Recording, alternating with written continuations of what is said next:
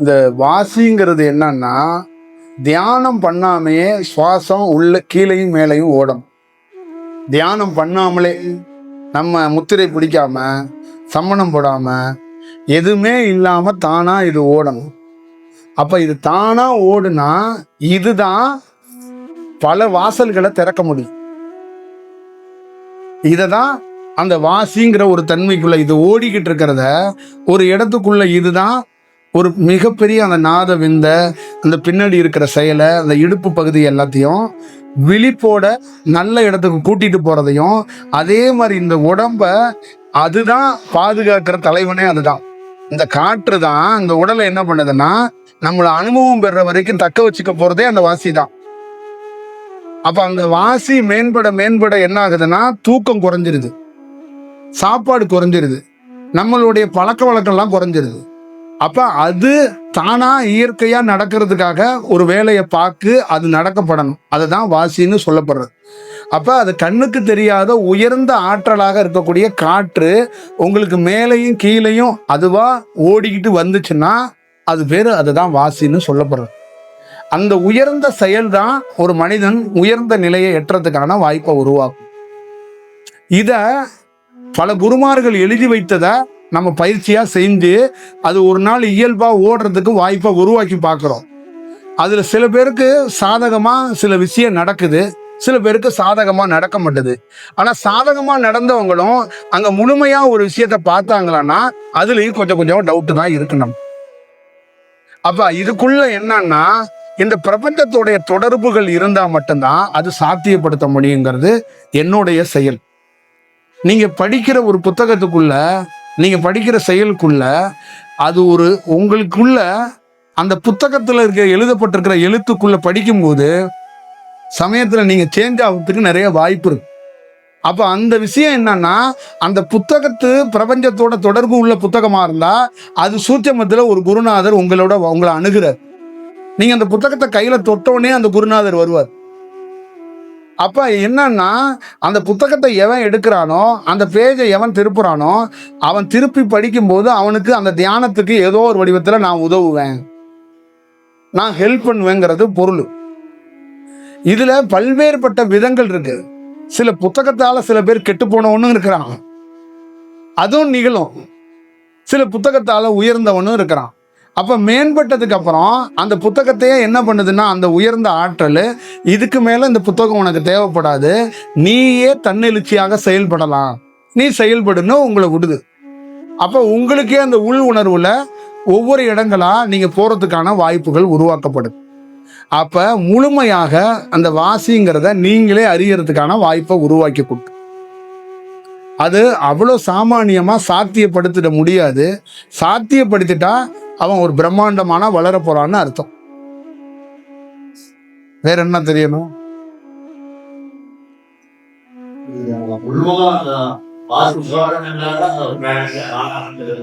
அது பிராக்டிஸ் பண்றது ஒரு விதமான ஒரு செயல். மனம் ஒருநிலைப்பட்டுருச்சு அப்படின்னா வாசி ஓடுன்னு அர்த்தம், வாசி ஒருத்தருக்கு கிடைக்கும்னு அர்த்தம். இப்ப நீங்க மனமே இல்லாத நிலைக்கு தியானத்துல ஒரு அரை மணி நேரம் 1 மணி நேரம் ஆகி இப்படியே ரெகுலரா ஆயிட்டீங்கன்னா அந்த மனம் இல்லாத நேரம் எல்லாம் உங்களுக்கு காற்று இந்த மாதிரி தான் ஓடி இருக்கும். அது உங்களுக்கே தெரியாது. எப்பெல்லாம் உங்களுக்கு மனம் இல்லாத அந்த ஒருநிலைப்படுதோ அப்பெல்லாம் அந்த காற்று அந்த மாதிரி ஓடும். இதுதான் அதோடைய செயல்பாடு. அப்ப அங்க ஒருநிலை படும்போது ஒரு இறைவனாகவே ஒரு காற்று வந்து ஒரு வேளை மேலையும் கீழையும் போயிட்டு வந்துகிட்டு இருக்குங்கிறதா அதோட அர்த்தம். அப்ப நீங்க மனிதனாக மாறும்போது அந்த காற்று வெளியேறப்படுகிறது, இல்லைன்னா ஒரு இடத்துக்குள்ள உள்முகமாக தேக்கி வைக்கப்படுகிறது. இதுதான் விஷயம். இல்ல ஒரு பொதுவா என்னன்னா, இந்த சுவாசத்தை நிறுத்த வேண்டியது இல்லை. நல்லா ஞாபகம் வச்சுக்கோங்க. இந்த சுவாசமே ஒரு நாள் நிற்கும். அதுதான் அதுல இருக்கிற பியூட்டி. இந்த சுவாசத்தை நம்ம யாருமே நிறுத்த வேண்டாம், அதுவே நிற்கும். அதுதான் இந்த அண்டத்துல என்ன சொன்னாங்கன்னா, அசைவாகவும் ஒரு பொருள் இருக்கு, அசைவற்றும் பொருள் இருக்கு. அப்ப அந்த அசைவாக இருக்கிற பொருள் இயக்கத்துல இருக்கு, அசைவற்று இருக்கிறது சமாதியில இருக்கு. இப்ப இந்த சமாதி நிலைய ஒருத்தருக்கு இயற்கையாவே கிட்டப்படும். அவர் சுவாசத்தை போய் நிலைநிறுத்த வேண்டியதில்லை. நிலை நிறுத்து அப்படிங்கிறது வார்த்தையால எழுதப்பட்டிருக்கு. இப்ப அந்த காற்றே நிலை நிறுத்திக்குது. நாம யாரும் போய் அந்த காற்றை போய் நிலை நிறுத்தல. இப்ப யோகியாகப்பட்டவரே ஒரு வார்த்தை எழுதுறார், காற்றை அந்த இடத்தில் ஏற்றி மேலே கீழே ஏற்றி நிலை நிறுத்தினேன் அப்படின்னு இருக்கிறார்னா, அந்த காற்றையே ஒரு உருவமா வச்சுதான் அவர் சொல்றாரு. அவருன்னு சொல்லல, அந்த காற்றையே மேலையும் கீழையும் போயிட்டு வந்து ஒரு இடத்துல நின்னுச்சு. அந்த நின்னதுல அவங்களுக்கு ஒரு பெரிய அனுபவத்தை ஏற்பட்டுச்சு. இப்ப நாம என்ன பண்றோம்னா, காற்றை நாம ஏற்கிறோம்.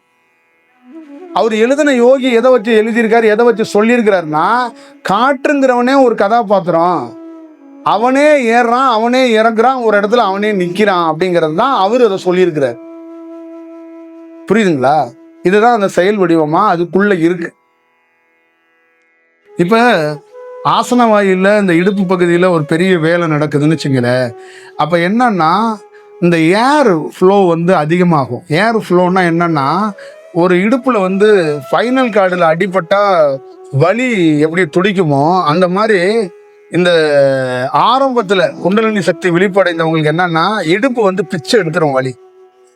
அது வந்து தீவிரமா வலிக்க ஆரம்பிச்சிடும். 2 காலுமே கீழே தரையில் வைக்க முடியாது, கீழே வைக்கவே முடியாது, 2 காலும் ஊன முடியாது. ஏதோ கொஞ்சம் அப்படியே மிதக்கிற மாதிரியே இருக்கும். ஆனா வந்து கால் வந்து உளைச்சல் அதிகமாகும், 2 காலுமே உளையும். அந்த உளையறதை நல்லா கவனிச்சிங்கன்னா, இடுப்புல இருந்து ஒரு ஊத்து எப்படி, ஒரு காற்று எப்படி ஊதுபத்திலேருந்து எப்படி ஒரு புகை வருதோ அந்த மாதிரி ஒரு ஏர் ஃப்ளோ வந்து வெளியில வரும். எங்கன்னா இந்த இடுப்பு பகுதிக்கு கீழே ஒரு பள்ளம் இருக்கு பார்த்தீங்களா, அந்த பள்ளத்துக்கிட்ட இருந்து ஒரு ஏர் ஃப்ளோ வெளியாகும். அப்போ அந்த ஏர் ஃப்ளோ வெளியாகும் போது கால் அது எந்தெந்த பக்கம்லாம் லீக்கேஜாக போகுதோ அந்த வழியிலெல்லாம் வலிகள் ஏற்படும். அப்போ ஒரு செயல் விடும். அப்போ அதோட செயல் முன்பக்கமாக தாக்கப்படுது, இந்த பக்கம் வயிறு பக்கம். அப்போ அந்த ஏர் ஃப்ளோவோட தாக்கத்தில் ஒவ்வொரு சக்கரத்துக்குள்ள அந்த நரம்புக்குள்ளேயும் இதோட தாக்கம் தீவிரமாகும். அப்போ அந்த இடத்துக்குள்ள என்னன்னா, இந்த ஏர் ஃப்ளோ போய் அந்த இடத்துக்குள்ள ஒரு கவனத்தை வைக்க அந்த இடத்துக்குள்ள ஒரு வேலை நடக்க என்ன ஆகுதுன்னா, அந்த இடமே மாறுது. அப்போ அந்த இடம் மாறணும்னுச்சுன்னா அடுத்த இடத்துக்கு போறதுக்கான அது வாய்ப்பை அதுவே உருவாக்குது. ஏன்னா ஒரு இடத்தை சுத்தி பல நரம்புகள் இருக்கு. அந்த நரம்பு வட்டங்கள் முடிஞ்சு அதே நரம்பு கட்டாகாம தொடர்ச்சியா அடுத்த சக்கரத்துக்கு போறதுக்கு நரம்பு இருக்கு. இப்ப இந்த இடத்துல ஒரு சங்கு சக்கரம் மாதிரி சுத்தப்பட்ட நரம்புகள்ல இந்த வேலை அப்படியே நடந்துகிட்டு இருக்கும்போது இங்க ஓவர்ஃபுல் ஆயிருச்சுன்னா அந்த சக்கரம் திருப்பி மேலே ஏறு அடுத்த சக்கரத்துக்கு போகுது. இப்ப அடுத்த சக்கரத்துல ஒரு சுழற்சி இருக்கு, அந்த சுழற்சியை சுத்தி திருப்பி அடுத்த சக்கரத்துக்கு போகும். இந்த மாதிரி ஒரு வாட்டர் ஃப்ளோ மாதிரி ஒவ்வொரு இடத்தையா சுத்தி மேலே போகுது. இப்போ ஒவ்வொருத்தருக்கும் பல இடங்கள்ல தியானம் பண்ணும்போது கொஞ்சம் கொஞ்சமா அந்த ஏரை வந்து பார்க்க முடியுது. ஆனா முழுமையா ஒவ்வொரு இடத்துக்குள்ளேயும் இருந்து அந்த சக்கரத்தை ஒவ்வொருத்தருக்கும் எப்படின்னா, ஒரு சக்கரத்தை முழுமைப்படுத்துறதுக்கு சில மாதங்கள் சில ஆண்டுகள் தேவைப்படும். அதை முழுமைப்படுத்தணும், அதை முழு கட்டுப்பாட்டுக்குள்ள கொண்டு வரணும். அப்போ ஆயிடுச்சுன்னா என்ன ஆகும்னா, அதுவாகவே இந்த மோட்டர் ஓவர்ஃபுல்லானா வெளியில் தண்ணி வரும்ல, அந்த மாதிரி இங்கே வெளியில் அந்த ஏரில் லீக் ஆகுறத அப்படியே எடுத்துகிட்டு போய் அந்த சக்கரத்தை வாங்கிட்டு ஒரு சுற்றி அடுத்த சக்கரத்துக்கு போகும், அடுத்த சக்கரத்துக்கு போகும், அடுத்த சக்கரத்துக்கு போகும். இப்போ அப்படியே உச்சிக்கு வந்து அது மேலே என்ன ஆகும்னா அப்படியே ஏர் ஃப்ளோவில் அது வலிஞ்சு தண்ணி மாதிரி அப்படியே ஓடிக்கிட்டே இருக்கும் அந்த ஆறா. அப்போ ஆரம்பத்தில் என்னன்னா, இதை உருவாக்குறதுக்கு போராடுறான் ஒரு மனிதன். இதை உருவாக்கி விட்டுட்டான்னா அது அப்படியே புறப்படுறதுக்கு வேலை செய்யறதுக்கான வாய்ப்பு இருக்கு. இது குறைந்தபட்சம் பல ஆண்டுகள் தேவைப்படும். அந்த நேரத்துக்குள்ள காலம் நேரம் அந்த கிரகத்தோட செயலு நம்மளுடைய இருக்கிற இடத்தோட செயலு நமக்கு கிடைச்சிருக்க குருவெல்லாம் வச்சுதான் இதுல முழுமை பெறதா பெறலைங்கிறதுல இருக்கு. அப்ப இதுக்குள்ள அந்த சக்கரத்துக்குள்ள எல்லாம் தீவிரமா வேலை செய்யற ஒரு குருவே கிடைச்சிட்டாருன்னா ஒருத்தனுக்கு வேலை ஈஸியா போயிருக்கு. அவரோட தன்மை அவனுக்கு அதிகமா கிடைக்கும் போது அப்ப அவனுடைய தியானத்துல அவன் பாதுகாக்கப்படுறான், அவனுக்கு தேவையான அந்த எனர்ஜி கிடைக்கிறதுக்கான வாய்ப்பு உருவாக்கப்படுது. அப்ப வெகு சிலர் சக்கரத்துல தீவிரமா வேலை செய்யறவரு, 4வது சக்கரத்திலயும் 5வது சக்கரத்துல வேலை செய்யறவரு, முதல் சக்கரத்திலையும் 6வது சக்கரத்திலையும் வேலை செய்யாத குரு கிடைச்சிட்டாருன்னா அப்ப அவனுக்கு என்ன பண்ணுதுன்னா ஒரு சக்கரத்துல மட்டும்தான் தன்மைகள் கம்மியா கிடைக்கும். அப்போ அவன் கம்மியா கிடைக்கும் போது அவனுக்குள்ள முழுமையான கதாபாத்திரங்களை உணர முடியும், அந்த முழுமையான செயல் வடிவத்தை அவனால பெற முடியும். இந்த மாதிரியும் நடக்குது. இப்ப ஒரு சக்கரம் விழித்தாவே ஒரு யோகியோட தன்மைக்கு ஒருத்தர் மாற முடியும். நிறைய ரகசியங்கள் காட்டி கொடுக்கும். அப்ப ஒரு சக்கரம் விழிச்சவங்கள 6 சக்கரமும் விழிச்ச மாதிரி எல்லாம் ஃபீல் பண்ணிக்கிறதுக்கும் வாய்ப்பு இருக்கு. தான் ஒரு பெரிய நிலையில இருக்கிறோம்னு சொல்றதுக்கு நிச்சயமா வாய்ப்பு இருக்கு. ஏன்னா அங்க காட்டப்படுற விஷயம் அந்த மாதிரி காட்டும். உங்களுக்கு தீவிரமா நீங்க ஒரு பெரிய அனுபவத்தை பெற்ற மாதிரியே காட்டும் அது. அப்போ உங்களுக்குள்ளேயே ஒரு நம்பிக்கை வந்துடும், இது பெரிய விஷயம் தெரியுது, நம்ம ஒரு வேலை செஞ்சே தீர்வோம். ஆனா அதுதான் அடுத்த சக்கரத்துக்கு போக விடாம ஒரு தடையை ஏற்படுத்தும். இந்த மாதிரி எல்லாம் இருக்கு.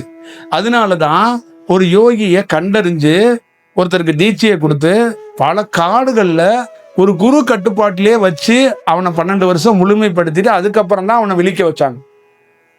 அந்த மாதிரி வந்த செக்ஷன்ல வந்தவன் தான் பெரிய பெரிய புத்தகத்தை எழுதுனான்.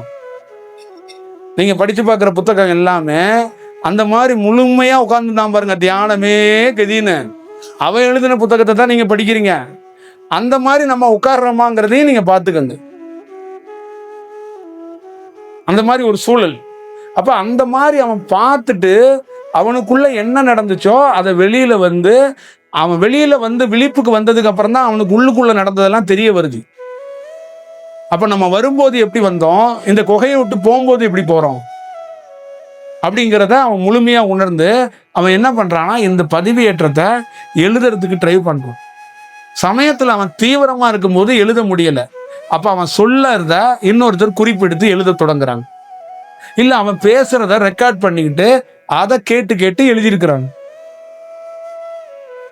இப்படி எல்லாம் நடந்திருக்கு. மேக்சிமம் நிறைய யோகிகள் பேனா பிடிச்சு கையில எழுதுனதுங்கிறது ரொம்ப குறைவு தான், ரொம்ப ரொம்ப குறைவு. ஏன்னா அவங்களுடைய தீவிரம் 6 சக்கரத்திலையும் வேலை செய்யறவன் அவ்வளவு சாமானியமா ரெகுலர் வேலையை செய்யறதுல கொஞ்சம் கடினம். எல்லா நேரத்திலையும் செய்ய முடியாது. அவன் ஒரு 6 மணி நேரம் 7 மணி நேரம் வேணா தாக்கு பிடிச்சி இயல்பா நிக்கலாம். அதுக்கு மேல அவன் நிக்கிறதுக்கான வாய்ப்புகள் என்னுடைய அனுபவத்துல ரொம்ப குறைவு. அவன் தடுமாறுவான், அவன் ஒரே தன்மையில இருக்க மாட்டான், அவனுடைய ரேடியேஷன் மாறிக்கிட்டே இருக்கும், அவனுடைய நடவடிக்கைகள்ல நிறைய மாற்றம் தெரியும். அவன் ரொம்ப அந்த ரெகுலர் விஷயம் வச்சு அவனால பண்ண முடியாது. இப்ப பொதுவாகவே இந்த குண்டலினி சக்திங்கிறது ஒரு மனிதருக்கு இயல்பாக ஒரு சில பர்சன்டேஷன் தான் இயங்குது. அது ஒரு பெரிய ஏக்கமா அது இல்லை. அதோடைய செயல் வடிவம் என்னன்னா சிறு ஒரு துளியில சில வெகு சிலர்களுக்கு இயங்குது.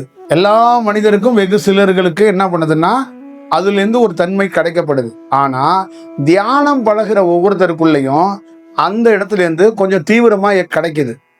அந்த உயர்ந்த தியானத்துக்குள்ள இன்னும் போக போக என்ன ஆகுதுன்னா அது இன்னும் தீவிரப்படுத்துது. அப்ப அந்த இடம் என்ன ஆகுதுன்னா இந்த முக்கியமாக ஒரு மனிதனுடைய மையம் குண்டலினி சக்தி தான். அது வேலை செஞ்சா மட்டும்தான் ஒரு மனிதன் ஒரு சக்கரத்தை ஓபன் பண்ண முடியும், மூடவும் முடியும், திறக்கவும் முடியும். குண்டலினி சக்தி ஓபன் பண்ண தெரியாதவன், அது விழிப்படையாதவன் எந்த உடல்ல எந்த சக்கரத்தையும் ஆக்டிவ் பண்ண முடியாது, எந்த சக்கரமும் ஆக்டிவ் ஆகாது, அதுக்குள்ள எந்த வேலையும் செய்ய முடியாது. அதனாலதான் எப்பயுமே என்ன சொல்லியிருக்காங்கன்னா கீழே இடுப்பு பகுதியிலேருந்து அந்த நரம்பு விழிச்சா மட்டும்தான் மூலாதாரத்தையோ நெற்றிக்கண்ணையோ இல்லை மேல இருக்கிறதையோ இல்லை இருக்கிற எல்லா சக்கரத்தையும் பணி செய்யறதுக்கான வாய்ப்பு உருவாக்கப்படும். இல்லைன்னா வாய்ப்புகளே குறைவு, அப்படி வாய்ப்பே இருக்காது. அப்ப மையம் ஒரு கையில ஒரு கம்பு வச்சுக்கிட்டு ஒருத்தர் 1 2ன்னு ஒன்னொன்னா தட்டிட்டு போறாருல, அந்த மாதிரி அந்த கம்பா இருந்து அந்த நரம்பு விழிக்கும் போதுதான் எல்லா நரம்புக்கும் தேவையான அந்த பவர்ஸ் அந்த எனர்ஜி கிடைக்கும். அப்ப அந்த நரம்பு ஆரம்ப கட்டத்துல தீவிரமா எழுப்பாது, கொஞ்சம் கொஞ்சமா தான் இருக்கும். அது தீவிரமா ஆரம்பத்திலே வந்துருச்சுன்னா இந்த உடல் தாங்காது. அவங்க நிச்சயமா குடும்பத்தை விட்டுட்டு ஓடி போயிடுவாங்க. ஃபர்ஸ்டே தீவிரமா வந்துச்சுன்னா அவங்க மனநிலையாவே வேற மாதிரி மாறி போயிடுவாங்க. அப்ப அதனால இறைவனே இயற்கையாக எப்படி இருக்குன்னா அந்த குண்டலினி சக்தியோட தீவிரத்தை கொஞ்சம் கம்மி பண்ணி தான் ஆரம்பத்திலேருந்து கொடுக்கப்படுது. அப்ப அந்த குண்டலினி சக்தியோட செயல்பாடுகளே அது இயற்கையாவே கொஞ்சம் கொஞ்சமா தான் விழிப்போட தன்மையை தொடங்குது. அதுவே அந்த மாதிரி தான் ஒரு செயல் வடிவமா செயல்படுது. அது நேச்சர்லேயே அப்படிதான் இருக்கும். அது நேச்சராகவே அது அப்படிதான் செயல்படுறதுக்கான வாய்ப்புகள் உருவாக்கப்பட்ட. முதல்ல இந்த சுவாசத்தை கவனிக்கும் போது ஒருத்தருக்கு என்ன நடக்குதுன்னா சுவாசமா மாற்றம் நடக்குது ஒண்ணு. ரெண்டாவது, அவருடைய சுவாசத்துல 2 பிரச்சனை இருக்கு. எல்லா மனிதனுக்கும் சந்திரக்கலையும் சூரியக்கலையும் ஒரே தன்மையில காற்று கிடைக்கப்படல. நீங்க அளவு எடுத்து பார்த்தீங்கன்னா சந்திரக்கலை நல்ல தன்மையில இருக்கிறவங்களுக்கு சூரியக்கலை கிடைக்கல. நான் தொடரும்போது நிறைய ஆண் பெண்ணுங்களுக்கு உடல்ல இருக்கிற உயிர் சக்திகள் கம்மியா இருக்கு. இதுக்கு காரணம் என்னன்னா 2 சுவாசமும் அவங்களுக்கு தேவையான அளவுக்கு கிடைக்கல. சந்திரக்கலை ஓடுது, சூரியக்கலை ஓடுது. 100% சந்திரக்கலையில கிடைக்க வேண்டிய தன்மை ஒரு சராசரி மனிதனுக்கு 65% தான் கிடைக்குது. சூரியக்கலையில 100% ஓட கிடைக்க வேண்டியவனுக்கு அதுலயும் சிலவருக்கு ஒரு 80%, 70%, சில பேருக்கு 40% கிடைக்குது. இதுல தான் குழந்தை பாக்கியத்திலிருந்து அவங்க உடல்ல ஏற்படுகிற நோயிலிருந்து எல்லாத்துக்குமே மூலமா எது செயல்படுதுன்னா இந்த 2 காற்றோட அளவு குறைய குறைய ஒரு மனிதனுடைய உடல் பலவீனம் அடையுது. அப்ப சுவாசத்தை கவனிக்க தொடங்கினவனுக்கு முதல் பணி எது தொடங்குது அப்படின்னா, என்னுடைய அடிப்படையா எது அப்படின்னா, முழுமையா ஒரு மனிதர்களை முதல் தயார் நிலை என்னன்னா, முழுமையா ஒரு மனிதனுக்கு 100% சந்திரனும் சூரியக்கலையும் கிடைக்கப்படணும். அது கிடைக்கப்படுறதுக்கு வாய்ப்பை உருவாக்கணும். அது கிடைச்சதுக்கு அப்புறம் தான் அவன் அடுத்த கட்டத்துக்கே மூவ் ஆக முடியும். அப்ப அந்த பணியை ஒருத்தன் சுவாசத்தை கவனிச்சு இருக்கும்போது, அந்த சுவாசத்துல தொடர்ந்து இருக்கும்போது அவனுக்கு மாற்றம் ஏற்படுது. இப்ப நிறைய பெண் சந்திரக்கலையில அந்த உயிர்த்தன்மை கம்மியா இருந்தவங்க 16-17 வருடமா வாழ்க வளமுடல தவம் பண்ண ஒரு பெண்மணி என்கிட்ட வந்தாங்க. அந்த அம்மா தியானம் நல்லா பண்ணுச்சு. அந்த அம்மா ஒரு நல்ல செயல் இருந்துச்சு. இந்த உலகத்திலே கடவுள் யாருன்னா எனக்கு அந்த வாழ்க வளமுடல இருக்கிற ஐயா தான் அப்படின்னு என்கிட்ட சொல்லும். அந்த அம்மாட்ட என்ன பிரச்சனைனா சூரியக்கலை ஓடுது, சந்திரக்கலையே வரமாட்டது. சந்திரக்கலையில சுவாசம் ரெகுலரா கிடைக்கிற சுவாசம் கிடைக்கல அந்த அம்மாவுக்கு. உடலுக்கு ஒரு 25-30% தான் கிடைக்குது. அப்ப அந்த அம்மாவுக்கு என்னன்னா உடல்ல நீர்த்தன்மையான குறைவா நீர்த்தன்மையே இருக்கு. அப்ப அந்த உடல்ல நீர் சத்தே குறைஞ்சிருக்கு. அப்ப அந்த நீர்த்தன்மை நீர் சத்து குறைவா இருந்தா நீங்க முழுமையான தியானத்தை சக்சஸ் பண்ண முடியாது. தியானம் பண்ணிட்டு வெறுமனையா போயிருவீங்க. தியானம் பண்ணிக்கிட்டே இருப்பீங்க, ஆனா என்ன அந்த தியானம் அப்படிங்கிற மாதிரி ஒரு செயலை உருவாக்கப்படும். அப்ப அந்த வெறுமனை அப்படிங்கிறது ஏற்படும். அந்த வெறுமனை எங்க ஏற்படுதுன்னா இந்த மாதிரி சுவாசத்துல. அப்ப முழுமையா என்னன்னா நாம சந்திரக்கலையில இருந்து அந்த அம்மாவுக்கு தொடர்ந்து அந்த தீட்சையை கொடுக்க கொடுக்க கொடுக்க அந்த அம்மாவுக்கு 60% ஓடிக்கிட்டு இருந்த சூரியக்கலைக்கு அதே ஆப்போசிட்ல இருக்கிற சந்திரக்கலையும் 60% வந்துருச்சு. இப்ப அதுக்கு நீர்த்தன்மை உடல்ல அதிகரிச்சிருச்சு. அப்ப அதுக்கு இந்த தியானத்துல நிறைய காட்சிகள், நிறைய மாற்றம். அதே அம்மா தான் நம்ம கிட்ட வேற வடிவத்துல சொல்ல தொடங்கிருச்சு. அந்த தியானத்தை பத்தி அது கண்ட காட்சிகளை தினந்தோறும் வேற ஒரு வடிவத்துல பேசுது. அப்ப நம்ம முதல் அடிப்படையா சுவாசத்துல கிடைக்க வேண்டியது யாருக்கும் கிடைக்கப்படலை. அது கிடைக்கிறதுக்கான வாய்ப்பை முதல்ல உருவாக்குறோம். 2வது கட்டமா அது கிடைச்சதுக்கு அப்புறம் அந்த சுவாசத்தை கவனிக்க கவனிக்க அங்க ப்ராசஸா என்னன்னா இந்த இடத்துல இருந்து உச்சி இந்த நெற்றி போட்டுல இருந்து பின்னாடி வரைக்கும் ஒரு காற்று போய் மேல தலைப்பகுதியில மோதிட்டு கீழே போய் ஆசன வாயிலிருந்து ஒரு வேலையை தொடங்குறதுக்கான வாய்ப்பை உருவாக்குது. அப்ப ஆசன வாய்கள்ல தொடர்ந்து ஒரு மனிதன் சுவாசத்தை கவனிக்க கவனிக்க தொடங்க தொடங்க அங்க ஒரு உஷ்ணம் ஏற்படுது. அப்ப அந்த இடம் ஏற்பட்டாதான் அங்க என்ன ஆகும்னா 2 மூலாதாரம். ஒண்ணு இடுப்பு பகுதியில் இருக்கிறது ஒரு மூலாதாரம், தலைப்பகுதியில் இருக்கிறது மூலாதாரம். இந்த 2 பகுதிக்கும் ஒரு அதிர்வு தன்மை முதல்ல ஏற்படும். நல்லா ஞாபகம் வச்சுக்கோங்க. முதல்ல தியானத்தோட சக்சஸ் என்னன்னா, நீங்க எல்லாம் சில காட்சியை பார்க்கறதுக்கு என்னன்னா பூகம்பம் வந்தா ஒரு அதிர்வு இருக்குல்ல, அந்த மாதிரி கீழே ஆசனவாயு விழிக்கிறதுக்கு ஒரு வாய்ப்பு வந்துச்சுன்னா அந்த ஆசனவாயு விழிக்க போகுதுன்னா எல்லா சக்கரத்துக்குள்ளேயும் ஒரு டச் பண்ணும். ஒரு புள்ளி வச்சுக்கிட்டே போய் உடல்ல இருக்கிற அத்தனை நரம்புக்குள்ளேயும் ஒரு டச் ஆகும். அப்ப ஒரு மின்னல் வந்தா கண்ணை பறிக்கிற மாதிரி எப்படி இருக்கு, அந்த மாதிரி கீழே ஒரு மூலாதாரம் திறக்க போகுது, ஒரு ஆசனவாயி லைட்டா சேக் ஆகுது அப்படின்னா பக்கத்துல போர் போட்டா ஒரு பில்டிங் ஆடும். அந்த மாதிரி இதோட செயல் எல்லா சக்கரத்திலையும் தாக்கத்தை ஏற்படுத்தும். அதே மாதிரி தலைப்பகுதியிலையும் நெற்றியிலையும் ஒரு தாக்கத்தை ஏற்படுத்தும். இந்த தாக்கத்தினால நிறைய பேருக்கு சில காட்சிகள் கிடைக்கிறதுக்கு வாய்ப்பு இருக்கு.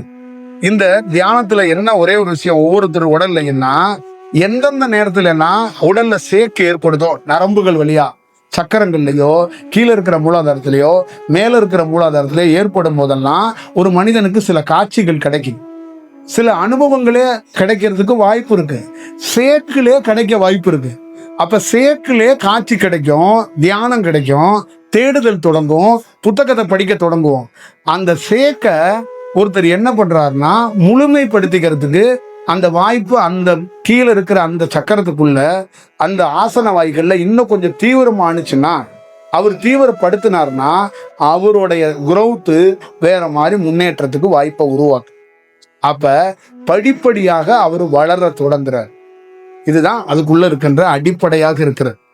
அப்ப கீழே அடிப்படையா போர் போட்டு கீழே இருக்கிற நதியை மேல கொண்டு வந்துடுறோம். தண்ணி வந்து மேல பீத்திக்கிட்டு அடிக்குது, அதுக்கப்புறம் என்ன பண்ணுது, தண்ணி கீழே போயிருது. அப்ப நம்ம என்ன பைப்பை வச்சு இறக்கி அதுக்குள்ள இன்னொரு பைப்பை வச்சு ஒரு மோட்டார் வச்சு தண்ணி கீழே தான் இருக்கு, தேவைப்படும் போது மேல எடுத்துக்கிறோம். அந்த மாதிரி அந்த ஆசன வாயில இருக்கிற சக்தி முதல் முறையாக புறப்பட்டு மேல வரும். மேல வந்து ஒரு இது வரைக்கும் பெடரி வரைக்கும் போய் எல்லா செக்ஷனையும் ஒரு வாட்டி டச் பண்ணிட்டு திருப்பி கீழே வரும். கீழே வந்து உட்காந்துக்கும், திருப்பி மேல எழுமான்னு தெரியாது. அது எப்ப எழுன்னா, நீங்க எப்படி தண்ணி இருக்கிற இடத்துக்குள்ள திருப்பியும் போரை தீவிரப்படுத்தும் போது தண்ணி பீறிக்கிட்டு மேல வருதோ, அதே மாதிரி ஆசன வாயில தீவிரமா ஒரு செயல் ஏற்படுதுன்னா, ஒரு குரு மூலியமாகவும் ஏற்படலாம், உங்களுடைய பயிற்சி மூலியமாகவும் ஏற்படலாம், நீங்க போயிருக்க இடத்து மூலியமாகவும் ஏற்படலாம். அப்ப அந்த இடத்துக்குள்ள அந்த ஆசன வாய் தீவிரப்படுத்தப்பட்டுச்சுன்னா அதுல இருக்கிற நீர் பீறிக்கிட்டு திருப்பி உச்சி வரைக்கும் வரும். அந்த உச்சி வரைக்கும் வரும்போது எல்லா சக்கரத்துக்குள்ளேயும் பவர் கிடைக்குது. அப்போ ஒரு மனிதன் நிலை குலைந்து போற மாதிரி ஒரு சூழல் வரும். தியானத்துக்குள்ள உடல்ல நம்ம தன்னையே சுத்துற மாதிரியும், தலை பாரமா இருக்கிற மாதிரியும், உடலே முறிக்கிற மாதிரியும், அவனுக்குள்ள வேற வடிவம் ஏற்படுற மாதிரி வாய்ப்புகள் உருவாக்கப்படும். இதை நீங்க பார்த்துக்கணும். அப்போ ஒரு யோகி ஆக்கப்பட்டவன் என்ன பண்றான்னா, அந்த நீரை பக்குவமா பைப்பு இல்லாம மோட்டர் இல்லாம கீழே இருக்கிற நீரை மேல எடுத்துட்டு வர்றதுக்கு வாய்ப்பை உருவாக்குறான். போர் போட்டு தண்ணியை கண்டுபிடிச்சு அந்த தண்ணியை மேல அதோட ப்ரெஷர்ல மேல வந்துச்சுல்ல, முதல் தடவையோ இல்ல தியானத்துல ஒரு 10-20 தடவை தான் ப்ரெஷரை பயன்படுத்த முடியும். அதுக்கப்புறம் ஒரு யோகி ஆகப்பட்டவன் அந்த ப்ரெஷரே பயன்படுத்தினா நரம்பு தாங்காது, இந்த உடல் கிழிஞ்சுக்கிட்டு போயிடும். அப்ப ப்ரெஷரை பயன்படுத்தாம அவனுடைய நுட்பமான கவனத்துல அந்த தியானத்துல சில விஷயத்தை கையாண்டு அந்த நீரை மெல்லமாக மேல எடுத்துட்டு வர்றதுக்கு வாய்ப்பை உருவாக்குறான். அந்த நீர் மேல கொஞ்சம் கொஞ்சமா வர வர அவனுக்குள்ள பெரிய மாற்றத்தை அவன் ஏற்படுத்துறான், பெரிய செயலை ஏற்படுத்துறான். அவன் இந்த இதய பகுதியை தொடுறதுக்குள்ளேயே பெரிய யோகி ஆயிடுவான். அவன் கழுத்தை தாண்டி பெரிய யோகி ஆவறதுலாம் அடுத்தது. அவன் இந்த இதய பகுதியை தொடுறதுக்குள்ளேயே அவனுக்கு எல்லா காட்சியும் தெரியும், எல்லா அதிசயமும் தெரியும். அவன் கழுத்தை தாண்டுற போதெல்லாம் அவன் ஒரு பெரிய அனுபவத்தில் இருப்பான். அதுக்கு மேல போயிட்டான்னா, கழுத்தையும் தாண்டி இங்க வந்துட்டான்னா, அந்த நீரை கொண்டாந்து இங்க வச்சுட்டான்னா அவன் என்னன்னா வெட்ட வெளியா மாறிடுவான். இதுதான் இதுக்குள்ள இருக்கிற ப்ரொசீஜரே இதுதான்.